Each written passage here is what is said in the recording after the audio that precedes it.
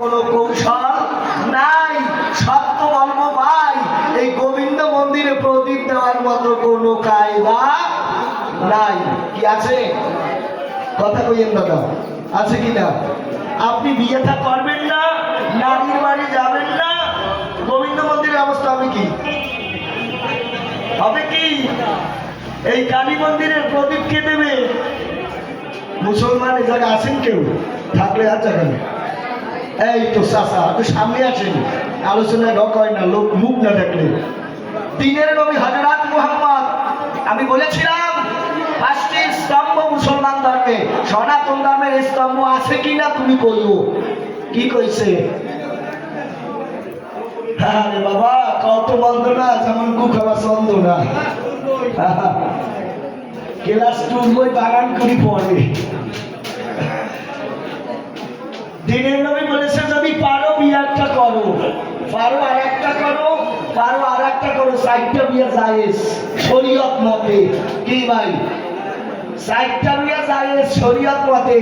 আর সনাতন ধর্মের মানুষ যারা বিয়া আদি করে না তারা কি দাদা? নিষ্কাম, কোনো কাম কামনা নাই। শোনেন, এই যদি আপনারা প্রশ্ন করেন যে দাদা আপনার ধর্ম কি? সনাতন।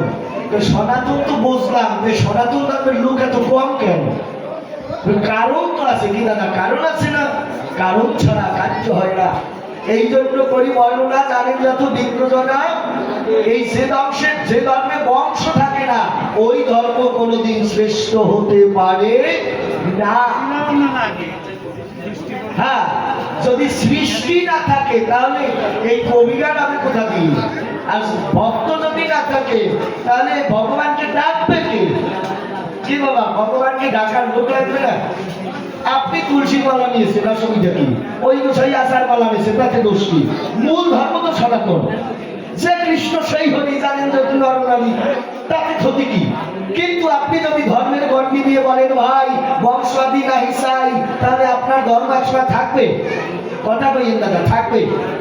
আমি ব্যক্তিগতভাবে বলি, ধর্ম যে যা কোক ভাই, অসুবিধা নাই। এই যে কলির শেষে প্রসঙ্গক্রমে বলতে হয়, নিত্যানন্দ মহাপ্রভুর যে পথ, যে খাবা মাছের জল শোভা চির যৌবনা রমণীর কোল, মুখে বলবা হরি বল, এই মতেই ঠিক আছে। কি আপনারা সাই দিয়ে? হ্যাঁ, আর আমার ভগবান কৃষ্ণ যা কইয়ে গেছে যে ভগবানের বংশ না থাকা ভালো।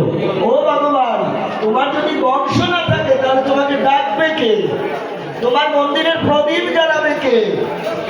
এই জন্য করি বর্ণনা, এই কথা খুব ঠিক না বাবা। সৃষ্টি যদি না থাকে তাহলে স্রষ্টার মূল্য কোনোদিন থাকে না। আর আমি কি কব শোনেন, ভগবানের বংশ লাগবে না এটা ঠিক, কইয়ে গেছে যখন 56 কোটি যদু বংশ কৃষ্ণের। দাদা শোনেন, কবিগান কয় পালা গাওয়া লাগে জানি না, 1 পালা গানে পড়তে হয় না। কালকে আসছি, আজকের দিনে একটু গাবো, এইটুকু গানে কি ভয় নাকি? 2 দিন 3 দিন গান দিতে হয়। কি দাদা? শোনেন, সরকার আছে 4-5 জন, একটু একটু গাইলেও তো অনেক সময় লাগে। এখন কথা কি যে ভগবান বলে গেছে তার বংশ না থাকা ভালো। ও ভগবান, তোমার বংশ যদি না থাকা ভালো হয়, তুমি 8টা বিয়ে করলা কেন? জানেন তো না কেউ কৃষ্ণের হলো কয় বউ? কি দাদা কথা কইেন, কৃষ্ণের বউ কয়জন? ভগবান কৃষ্ণের বিবাহিত স্ত্রী 8 জন। রুক্মিণী, জাম্বুবতী, সত্যভামা, সত্তা, এগুলো কৃষ্ণের বউ না? তা ভগবান কৃষ্ণের যদি 8 জন বিবাহিত স্ত্রী থাকে, এক একজনের গর্ভে সন্তান কয়জন? করে 10 জন। এরপরে 16,108 নারী ধর্ম সভায় প্রকাশ করি, এই হলো কৃষ্ণ বংশীদারী।